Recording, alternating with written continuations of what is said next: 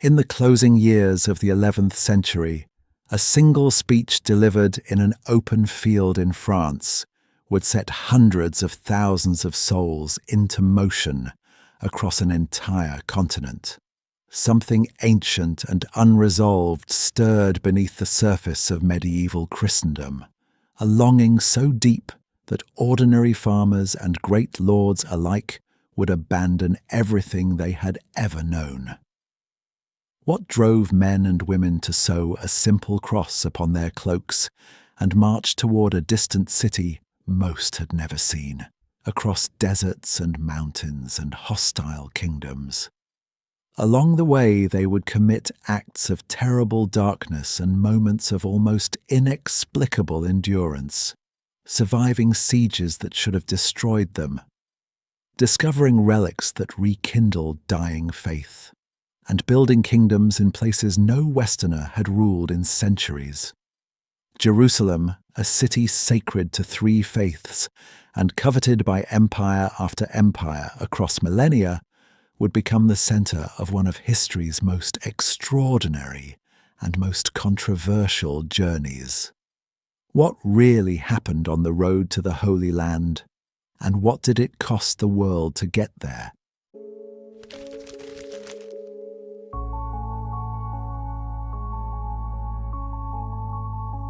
Welcome back.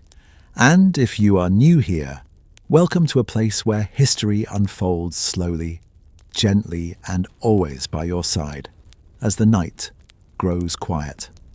Tonight, we are stepping into one of the most extraordinary and consequential journeys in all of medieval history, the First Crusade and the long road to Jerusalem.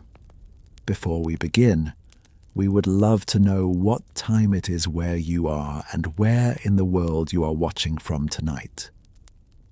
If you are finding comfort in these stories, please consider liking and subscribing. It truly means everything to this channel. And tell us, do you think ordinary people can change the course of history? Let us find out together.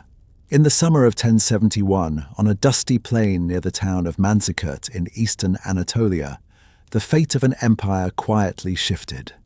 The Byzantine forces, led by Emperor Romanos IV Diogenes, met the Seljuk army of Sultan Alp Arslan in battle. Though the immediate casualties were not catastrophic, the emperor himself was captured. And that single event sent a tremor through the entire Byzantine world.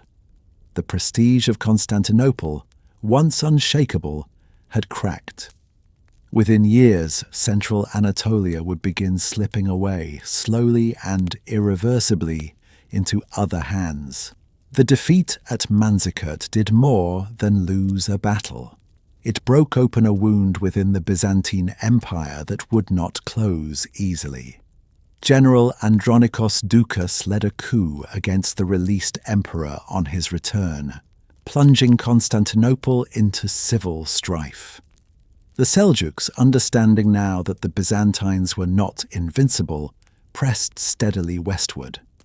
By 1080, they had claimed some 78,000 square kilometers of Anatolian land. Trade routes faltered. Tax revenues shrank. The slow Turkification of Anatolia had begun, reshaping the ethnic and religious landscape of territories the empire had held for centuries. It took 3 decades of internal struggle before a steady hand finally grasped the Byzantine throne. Alexios III Komnenos came to power in April of 1081, having led a rebellion against the reigning emperor. He was a man who had served with distinction under 3 emperors before taking the throne for himself. He founded a new dynasty, the Komnenoi, and set about rebuilding an empire that had been hollowed out by decades of civil war, depleted armies, and drained coffers. The Normans threatened from the west, the Pechenegs pressed from the north, and in Anatolia, the Seljuks remained, deeply and permanently settled. Despite his considerable efforts, Alexios lacked one thing above all else: enough soldiers. The Seljuks had taken Nicaea in 1078, and Caesarea Mazaka had fallen too. Their mounted warriors moved with devastating swiftness, striking when Byzantine forces were absent and withdrawing before retaliation could arrive. Semi-independent Turkish beyliks had taken root on formerly Byzantine soil, establishing permanent power where there had once been imperial order. In 1095, Alexios made a decision. He sent ambassadors westward, first to the Council of Piacenza and then toward a greater gathering, to ask the Latin West for military help against the Seljuk tide pressing upon his empire. Alexios had asked for something modest. He sought a few thousand seasoned Western fighters, Norman knights, Frankish cavalry, who could be folded into his armies and help push the Seljuk frontier back. His expectations were precise and practical. Those who came would swear oaths of fealty to him, and any lands recovered would be returned to Byzantine control. He was thinking in terms of mercenaries, as Byzantine emperors had always done. He was not imagining a religious crusade. He was imagining a manageable, controllable military expedition guided by his own imperial hand. What he had set in motion, however, would grow far beyond anything he envisioned.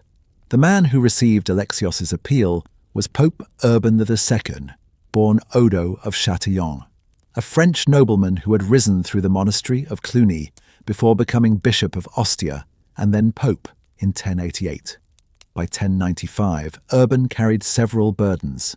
An anti-pope, Clement III, backed by the Holy Roman Emperor, still held parts of Rome. The long investiture controversy had frayed the authority of the papacy, and the schism of 1054 had separated Eastern and Western Christendom. Urban had been travelling through southern and central France, building alliances among bishops and clergy. The Byzantine appeal arrived at precisely the moment he needed a cause large enough to unite a fractured world. The Council of Clermont convened on November 18th, 1095, in the Auvergne region of central France. Approximately 300 clerics gathered, 13 archbishops, 82 bishops, 90 abbots, along with knights and secular figures. The original agenda was grounded in church reform, combating simony, enforcing clerical discipline, extending the excommunication of King Philip V of France for his adulterous remarriage, and renewing the truce of God among feuding nobles. These were the quiet, methodical concerns of an institution trying to restore order to itself. The announcement of a crusade came only during the council's final session, added to an agenda that had begun as something far more ordinary. On November 27th, 1095, Urban stepped outside. The hall could not hold the crowd that had come to hear him. Speaking to an outdoor gathering of clergy and lay people alike, he delivered a sermon that no official transcript has preserved, only the recollections of later chroniclers, each shaped by their own moment in time. Fulcher of Chartres recalled a speech grounded in church reform and the duty to aid Christians in peril. Robert the Monk added vivid accounts of Turkish atrocities and the glory of Charlemagne's ancestors. Guibert of Nogent framed it as a divine command to all ranks of society. Each version carries truth, and each carries the mark of its teller. Across those different versions, certain themes emerge clearly. Urban called upon the warriors of the West to redirect their violence. away from feuding against fellow Christians and towards the defense of the Eastern Church. He invoked Jerusalem, that city of overwhelming significance to medieval Christians, the place of Christ's death and resurrection, the destination of countless pilgrims who had travelled for years across sea and land simply to stand upon its stones. He framed the expedition not merely as war, but as a sacred pilgrimage in arms, a journey that would carry all the spiritual weight of penitential devotion and all the urgency of a world in need of defence. And then he made his promise. The promise Urban offered was unlike anything the Church had granted before. To all who took up the cross and fought in this sacred cause, he offered a plenary indulgence, a full remission of all temporal punishment owed for sin. Those who confessed, who bore the cross, who undertook this armed pilgrimage, would find their sins entirely forgiven.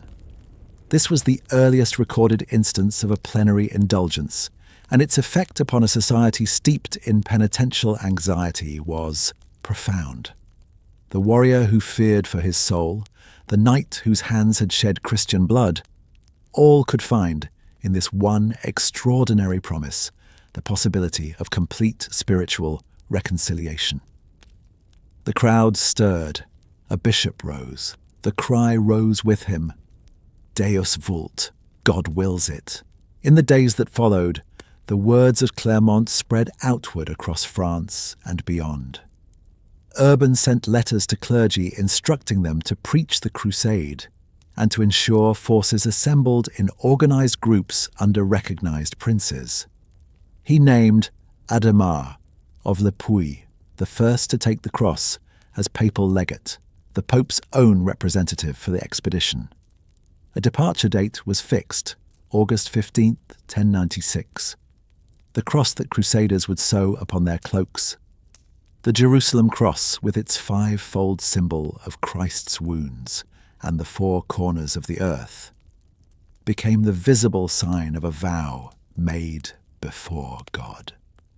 With the cross sewn upon their cloaks and the words of Clermont still echoing in their hearts, the people of medieval Europe began to move, but not all of them would wait for the great lords to lead the way. Long before the great armies of Europe's princes had begun to stir, a single voice was already moving through the countryside, small, gaunt, and barefoot, riding slowly upon an aging donkey. His name was Peter, and he came from Amiens, in the northern reaches of France. Born around 1050, little is known of his earliest years, though some believed he had once carried a sword before turning to prayer. He wore a worn robe and travelled without comfort or ceremony, presenting to all who saw him a living image of devotion, humble, weathered, and strangely compelling. Peter the Hermit moved through Berry, Champagne, and Normandy, and then into Germany toward Cologne, arriving there on Holy Saturday of April 1096. Everywhere he spoke, crowds gathered. His sermons were not measured or formal. They were passionate, molten with urgency. He told his listeners of a vision he claimed to have received inside the church of the Holy Sepulchre in Jerusalem, a divine command to preach the crusade. His words reached those the church's formal summons had not, peasants, labourers, women, children, offering them something extraordinary, the promise of salvation and escape from a world of hunger and hardship. By the time Peter departed Cologne in late April 1096, a vast and unlikely army had formed around him. Estimates suggest between 20,000 and 60,000 souls joined his march, though most scholars settle on figures closer to 20 to 30,000 at the outset. They were overwhelmingly peasants, men and women from France, Germany, the Low Countries, and beyond, accompanied by children, minor clergy, wandering soldiers, and even brigands. A handful of minor knights rode among them. Most carried not swords but axes, scythes and spears, the tools of fields and farmyards. Cavalry was scarce. Organized supply was nearly absent. The journey through the Kingdom of Hungary proved uneasy almost from the first days. Walter Sans-Avoir, a lord of Ile-de-France who served as co-leader of the French contingent, had already passed ahead with his own group. When the main column reached the frontier town of Zemun, tensions crackled quickly. A dispute over the price of shoes in the market ignited a riot. Suspicion fell upon the castle walls, where 16 suits of armour hung visibly. An innocent display that the Crusaders read as threat. Within hours the violence had spread, and when it subsided, an estimated 4,000 Hungarians lay dead. The Crusaders fled across the Sava River to Belgrade, where the local commander, unprepared and without orders from Constantinople, refused them entry. The army pillaged the countryside around the city for food, skirmished with the garrison, then burned much of Belgrade before continuing their march. At Niš, Byzantine officials with authority from Constantinople offered food and an escort in exchange for the army's immediate departure. Peter agreed, and the column moved on. After weeks of difficult passage through the Balkans, the People's Crusade arrived at the walls of Constantinople in early August 1096, exhausted, disorderly, and far larger than anyone in the Byzantine court had prepared for. Emperor Alexios II had appealed to Pope Urban II for disciplined mercenary soldiers to help recover Asia Minor from the Seljuk Turks. What arrived instead left him shaken. He had not imagined this. Tens of thousands of desperate, undisciplined peasants, largely unarmed, who had already pillaged their way through his Balkan territories. Unable to supply them and unwilling to keep them near his capital, Alexios moved swiftly. He escorted the People's Crusade through Constantinople and arranged for them to be ferried across the Bosphorus into Anatolia, removing the problem from his doorstep and pushing it toward an uncertain horizon. Yet before the armies had even crossed into Anatolia, another darkness had already fallen, far to the west, in the cities of the Rhineland. A separate leader named Count Emico of Flonheim, a nobleman claiming divine visions of his own, had gathered his own following. In the spring of 1096, his forces moved through Speyer, Worms, Mainz, and Cologne. Their target was not the distant Holy Land, but the Jewish communities who had lived in these Rhineland cities for generations. In Speyer, 11 lives were taken before the local bishop intervened. In Worms, the violence was far greater. Between 800 and 1,000 Jews were massacred when Crusaders stormed the episcopal palace. In Mainz, the violence reached its most devastating scale. Archbishop Ruthard had opened his courtyard as a refuge, and Christian burghers initially stood alongside him in defense. But when Emico's forces overwhelmed these protections, somewhere between 800 and over 1,000 Jews were killed in a matter of days. Attackers sang Christian hymns as they advanced. Many Jewish men, women, and children chose death by their own hand rather than face forced baptism.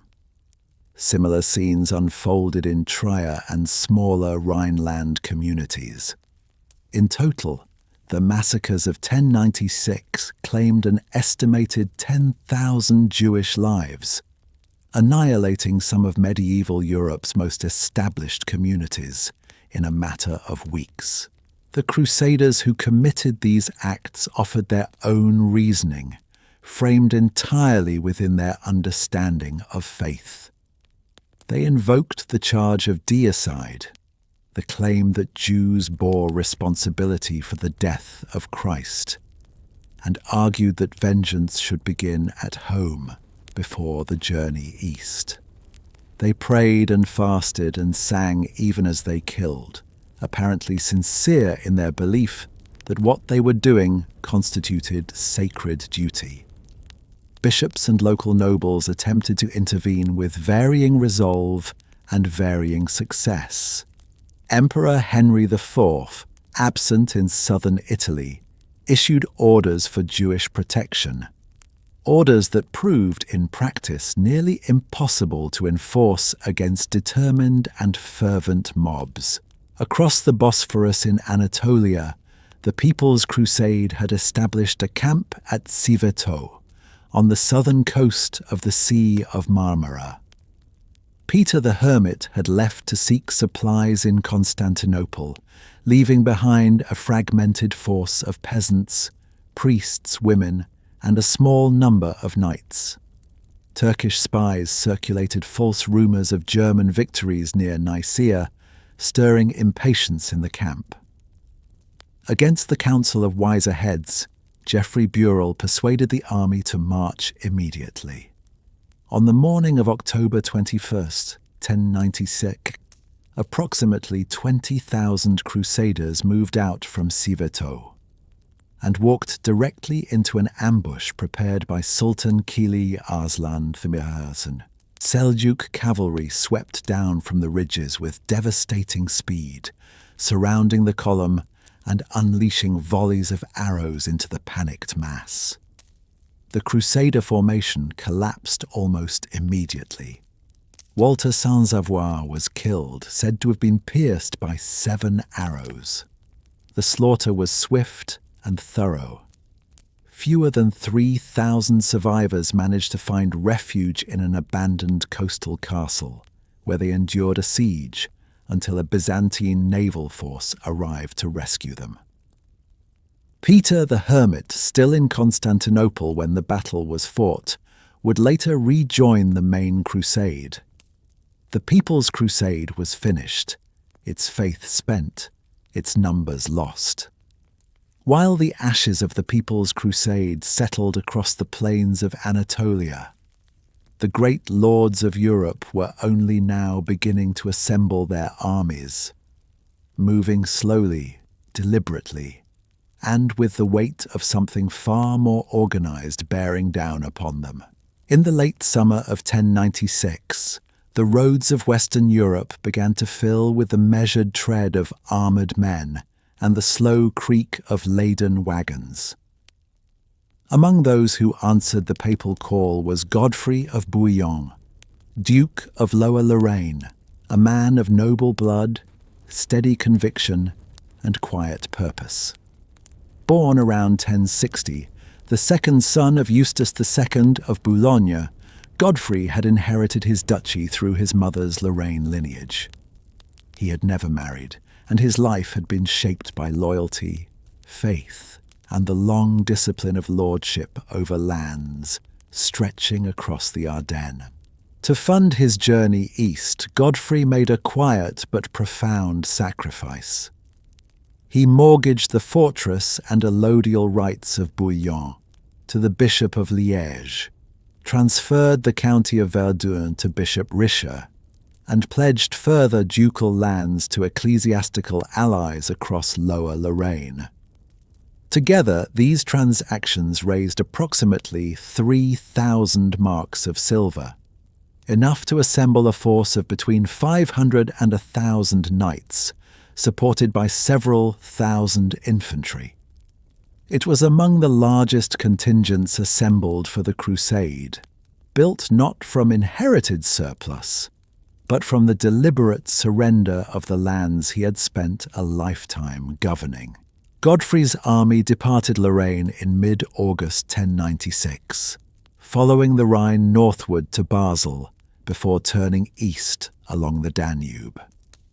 The great river guided them through Regensburg, Passau, and into the Kingdom of Hungary, then onward through the sweeping bend near Budapest, past the Iron Gates, and into the Balkans at Belgrade. From there, the road carried them southward through Serbian lands, across the broad Thracian plain, and at last to the ancient walls of Constantinople, arriving on the 23rd of December, 1096. They had walked the better part of a continent to reach this place, and the world that awaited them was unlike anything they had ever seen. Where Godfrey embodied measured devotion, Bohemond of Taranto carried ambition like a second skin. Born around 1054 as the eldest son of Robert Guiscard, the Norman warlord who had carved a duchy from the ruins of Byzantine and Lombard southern Italy, Bohemond had grown up in a world where power was seized, not inherited. Disinherited when his father remarried, he had wrested the ports of Taranto and Bari from his half-brother by force.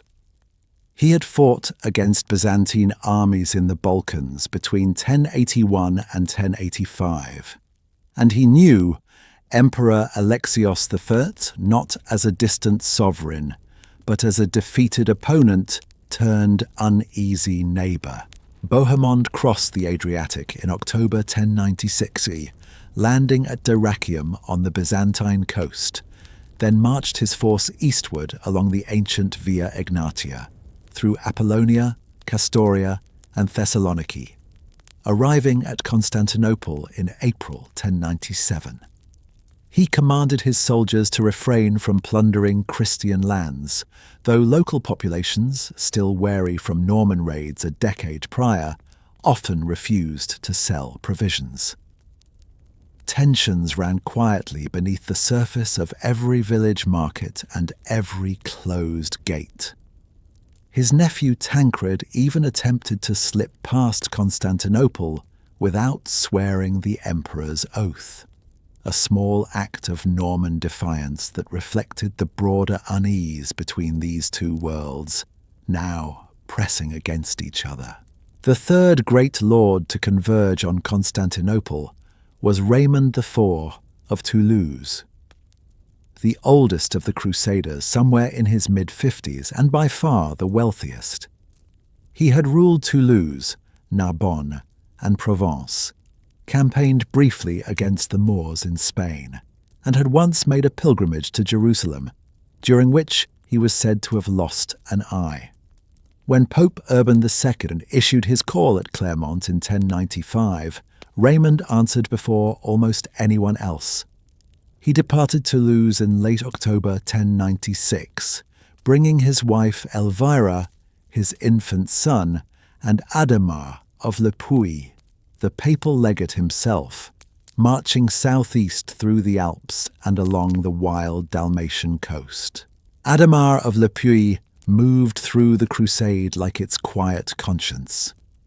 Appointed by Pope Urban II at the Council of Clermont as the expedition's papal legate, he carried authority over all spiritual matters, directing prayers, sustaining morale during hardship, and arbitrating disputes among fractious lords.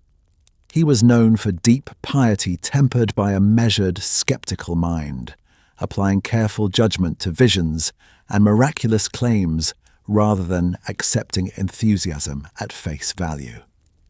Born to a noble family in France, he had made a pilgrimage to the Holy Land himself around 1086, giving him a personal understanding of Eastern Christianity that few Western clergymen shared. His presence lent the crusade its moral gravity. Other lords arrived by different roads. Hugh of Vermandois, younger brother of the King of France, was the first of the Western princes to depart, leaving in late August 1096. He sailed from Bari across the Adriatic and came ashore at Dyrrhachium, then followed the Via Egnatia east toward Constantinople. Robert of Normandy, Duke and eldest son of William the Conqueror, mortgaged his entire duchy to his brother for 10,000 marks. Reportedly so poor at departure that he sometimes lacked proper clothing. Robert of Flanders, whose father had once befriended Emperor Alexios himself, joined the march with quiet efficiency, swearing his oath to the emperor with little resistance when the time came. Constantinople received each contingent with careful orchestration. Emperor Alexios III Komnenos had mobilized his empire's logistical infrastructure long before the First Crusader set foot on Byzantine soil. Imperial estates called episkepses, positioned along major roads, provided grain, fodder, and draft animals. Official markets with fixed prices were opened at regular intervals. Supply wagons, roughly 600 in number, carried approximately 100 metric tons of grain.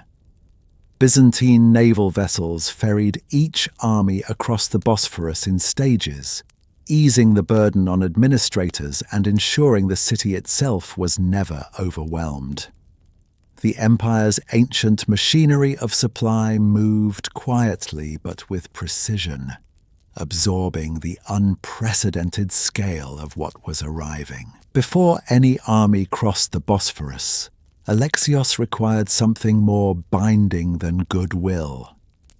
He demanded that every principal leader swear an individual oath of homage, promising to return to the Byzantine Empire any territories formerly belonging to it that they might recover from the Seljuk Turks.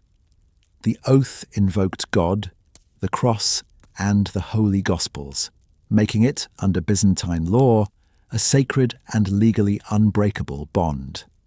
Violation constituted treason. Alexios used the empire's control of food, ships, and passage as his leverage, refusing departure until each lord complied. Godfrey was the first to swear. Robert of Normandy and Robert of Flanders followed almost immediately, their compliance smoothed by pragmatism and the weight of necessity.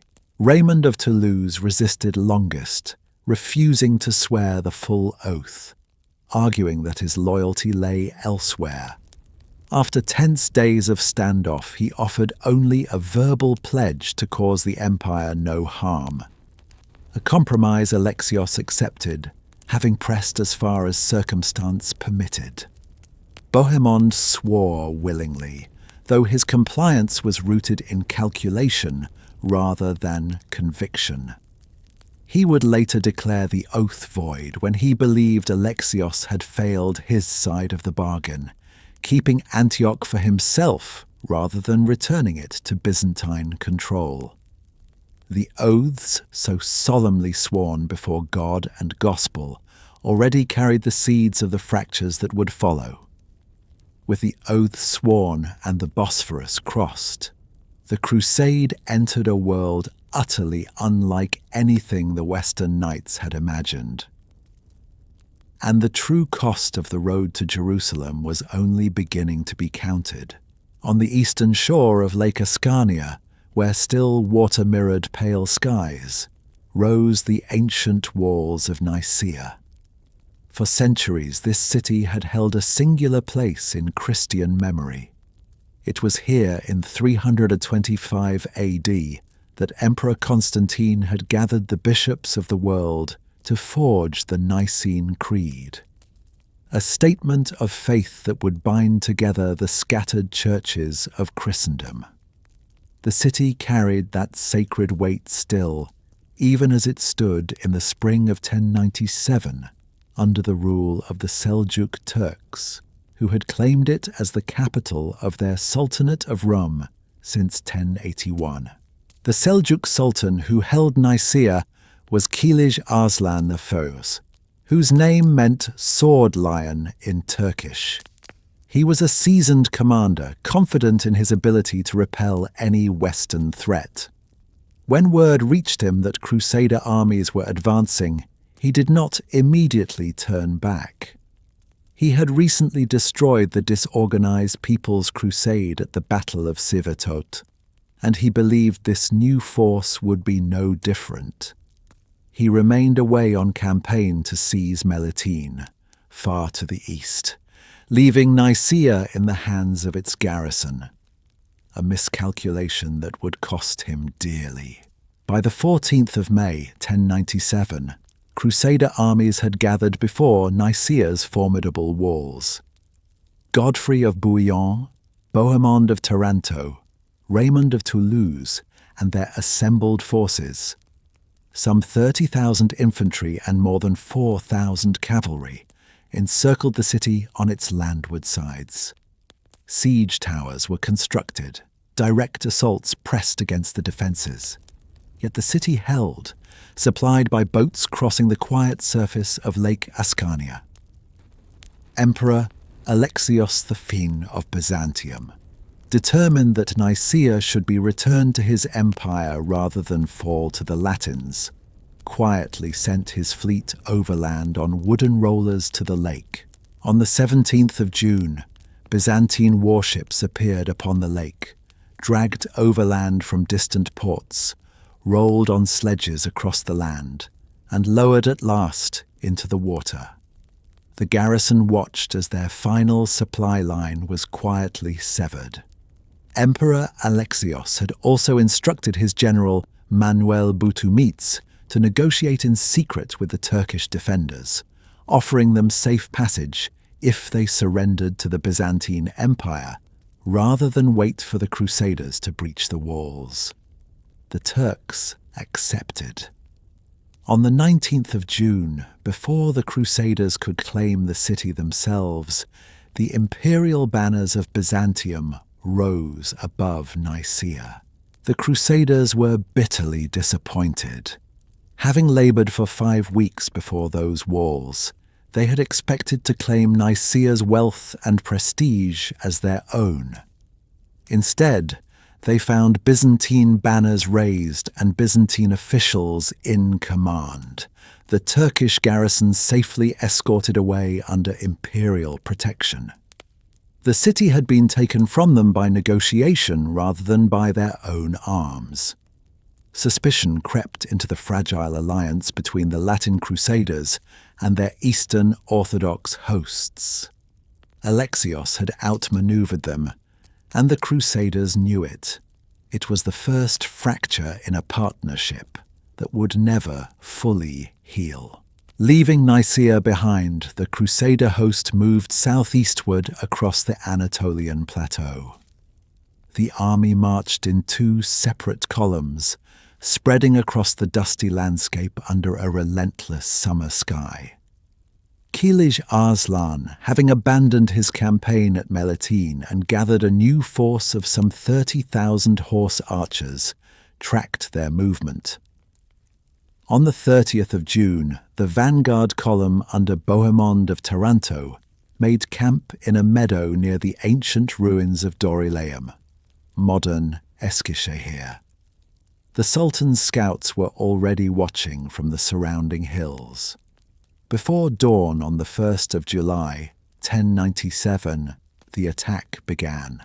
The Seljuk assault at dawn was swift and devastating.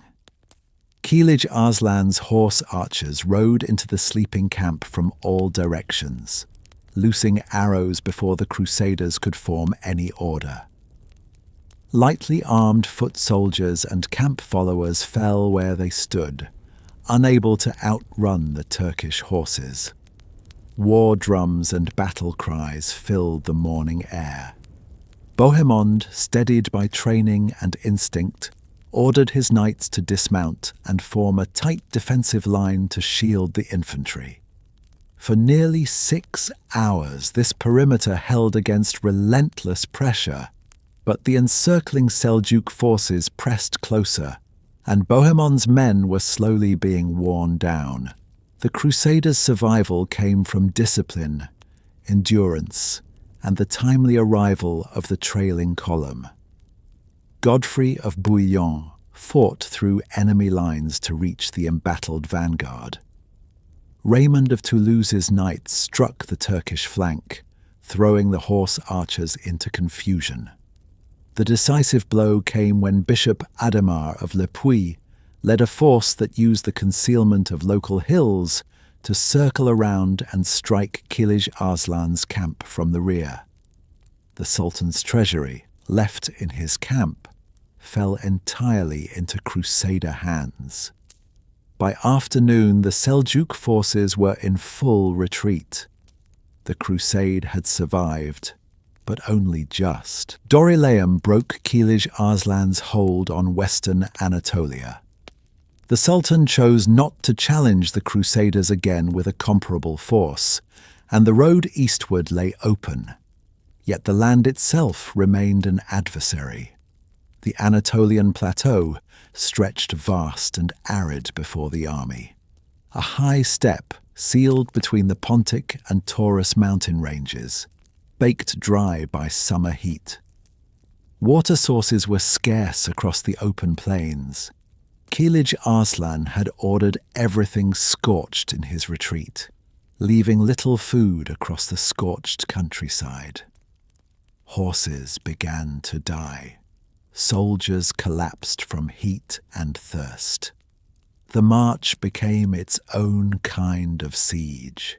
While the main army suffered across the plateau, Baldwin of Boulogne, younger brother of Godfrey and a capable commander in his own right, separated from the host near Heraclea, following Dorylaeum.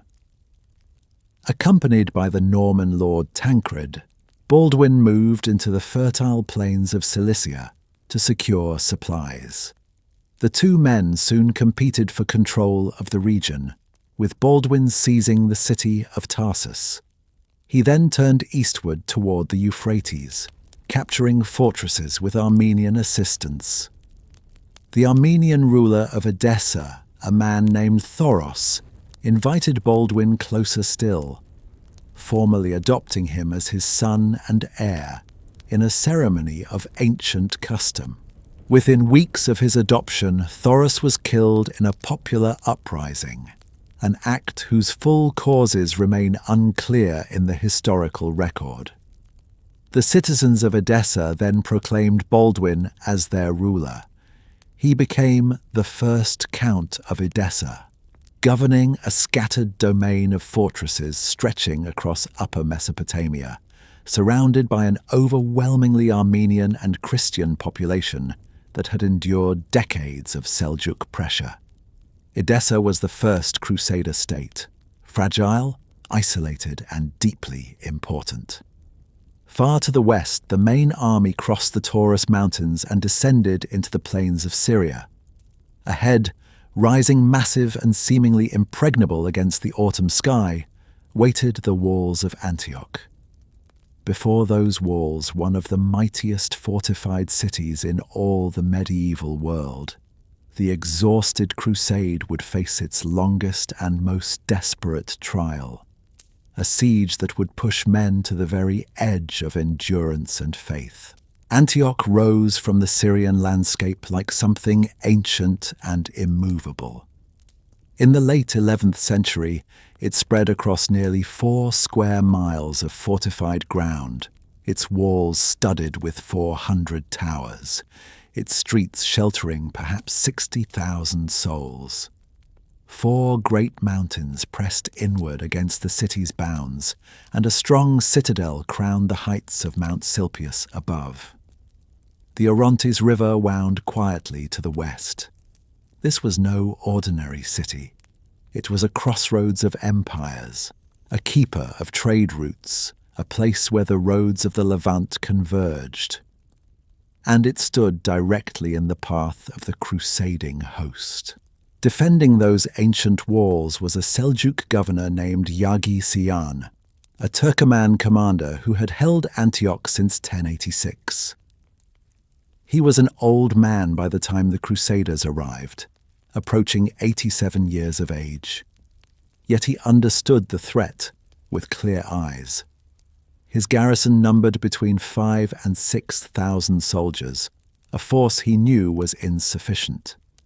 He sent appeals to the lords of Aleppo, Mosul, and Damascus, seeking a united defense. but jealousies between Seljuk governors and the disorder following the death of Sultan Malik Shah left his pleas largely unanswered. Antioch would face the crusading army nearly alone. On the 20th of October, 1097, the crusading army settled around Antioch's northern walls. Bohemond of Taranto took position outside St. Paul's Gate.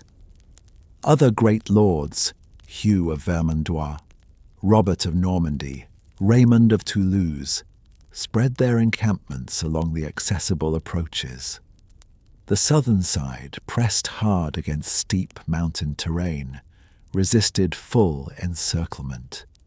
So the Crusaders fixed what they could contain, stationing themselves at the principal gates, waiting. The army still numbered 10,000 men and more. Their strategy was patient, to contain the city, to starve it slowly, to await reinforcements. But patience in such a place would carry a terrible cost. The months that followed pressed down upon the crusading army with quiet cruelty. Famine came first. The surrounding countryside had been stripped bare, and foraging parties ventured ever farther, only to face ambushes. Local Christians sold what little food they had at prices few could afford.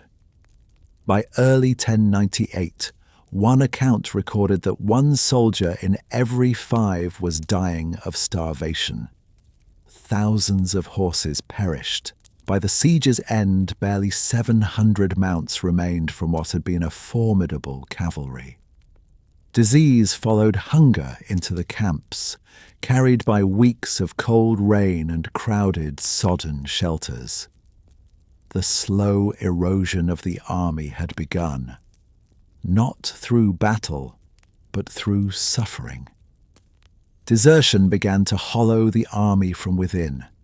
In January of 1098, Peter the Hermit, the very preacher whose words had set thousands marching toward the east, slipped away from the camp, as did a French knight named William the Carpenter.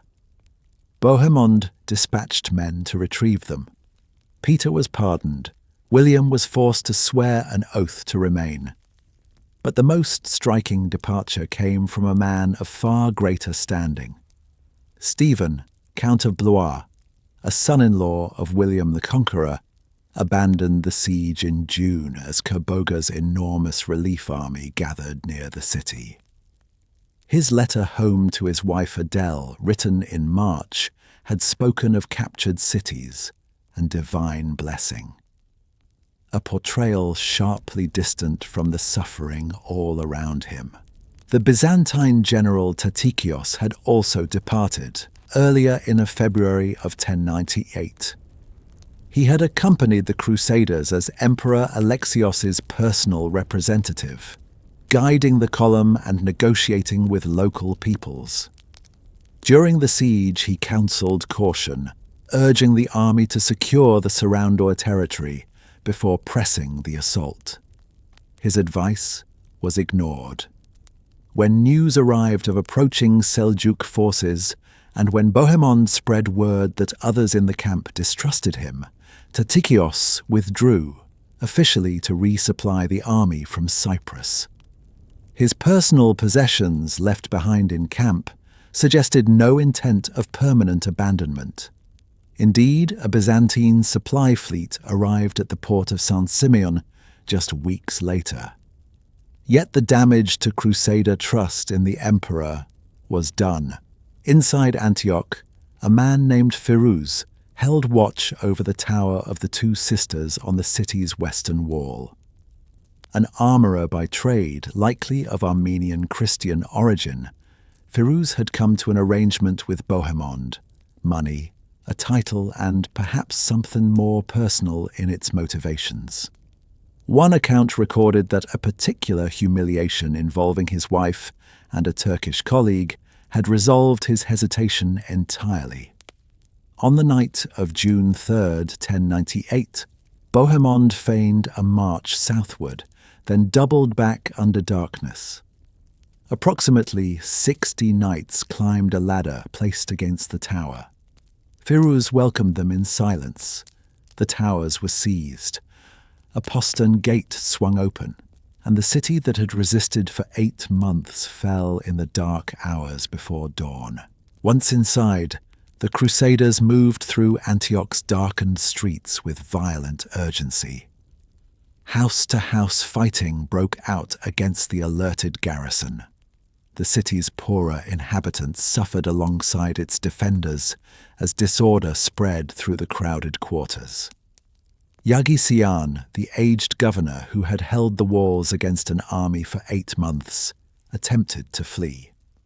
He was captured outside the city by Armenian and Syrian Christians and beheaded. His severed head was carried to Bohemond as confirmation. His son Shams retreated to the citadel on Mount Silpius and continued to hold that last stronghold above the captured streets. Antioch had fallen, but the Crusaders who now possessed it were about to find themselves besieged in turn. Kerboga, Atabeg of Mosul, arrived with his relief army just days after the city's fall. A powerful Seljuk commander who had assembled a coalition drawn from Mosul, Aleppo, Damascus, and beyond, his force numbered somewhere between 35,000 and 75,000 men. The Crusaders, who had spent 8 months trying to starve Antioch into surrender, now found themselves trapped within its walls, facing the same slow death they had sought to impose. Food vanished rapidly. The army consumed their remaining horses. Barely 700 still lived. Some accounts recalled men chewing on twigs and leaves. Disease moved through the city. Of the perhaps 20,000 combat troops who endured this second ordeal, 1 in 5 would not survive it. In the depths of that second ordeal, a French peasant named Peter Bartholomew came forward with a vision. St. Andrew had appeared to him, he said, not once but 5 times, and had revealed the hiding place of the Holy Lance, the spear said to have pierced the side of Christ at the crucifixion. On the 14th of June, 1098, Bartholomew led a group of men to the Church of St. Peter and oversaw an excavation. A piece of iron was produced from the earth. Raymond of Toulouse embraced it as a divine sign. Others, including the papal legate Adhemar of Le Puy, harboured quiet doubts. Constantinople, after all, already claimed to hold the authentic relic. Yet the debate could wait. The lance was carried before the army, and something shifted in the air of the besieged city. On the 28th of June, 1098, the Crusaders marched out from the bridge gate of Antioch, carrying the lance before them. They moved entirely on foot. There were no horses left to carry them. Bohemond formed them into disciplined columns on the narrow plain between river and hills. Kerboga, whose vast coalition carried rivalries and mistrust as much as weapons, hesitated. When he finally moved to engage, the uncoordinated assaults of jealous emirs shattered against the tight Crusader lines. The collapse, when it came, was swift and total. Kerboga's army dissolved into rout, abandoning gold and horses and tents to the victors. Adhemar of Le Puy died weeks later in the city, carried off by fever.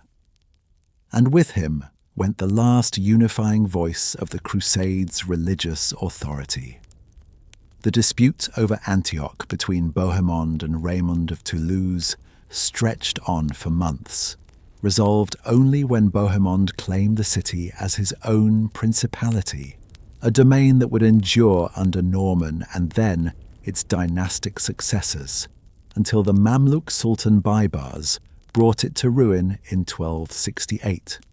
With Antioch finally left behind and the wounds of 8 months of suffering still raw, the hardened remnant of what had once been a vast army turned its weary eyes southward at last, toward the city that had drawn them across the world. By January of 1099, the Crusader army that had once numbered between 70 and 80,000 souls had been worn down by 3 years of journey, battle, and grief.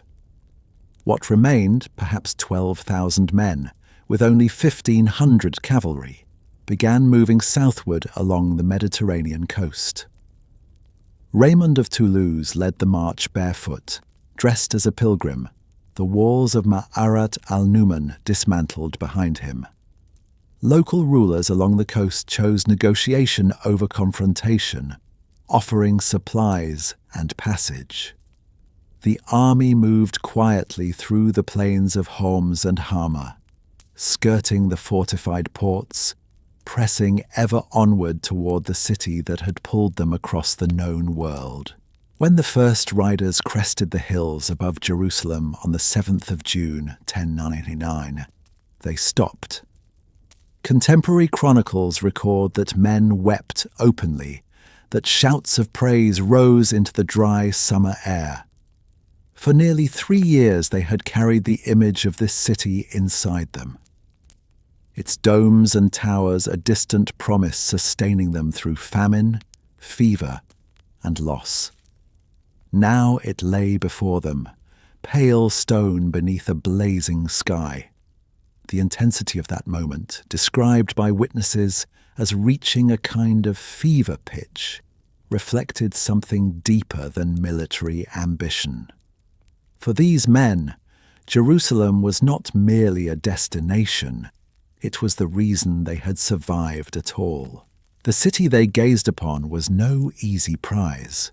Jerusalem had changed hands just 1 year before their arrival, recaptured by the Fatimid Caliphate from the Artukids in 1098. Under its governor, Iftikhar ad-Dawla, the city was defended by several thousand Arab and Sudanese infantry, along with 400 elite Egyptian cavalrymen. The walls stretched 4 kilometers, rising 15 to 18 meters high, 3 meters thick, with 5 great gates flanked by twin towers. 3 sides of the city were naturally protected by deep ravines and sheer drops. The surrounding wells had been poisoned, livestock had been removed, trees beyond the walls had been cut down. The defenders had prepared carefully for exactly this moment. The Crusaders faced an immediate and desperate problem.